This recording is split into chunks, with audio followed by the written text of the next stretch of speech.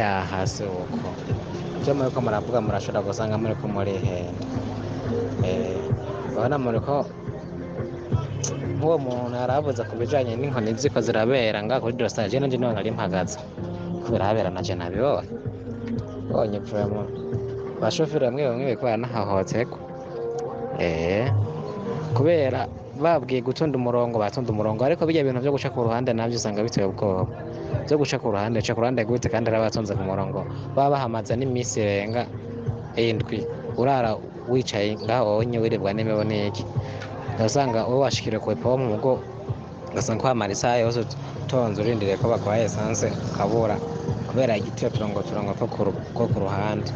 Hama ivyo navyo vyo kuvuga ngo kizoboneka ntawe ubizi neza, kizoboneka Imana ibishatse yonyene, yego nkuko babivuze nyene nta joro rindaje, kizoboneka.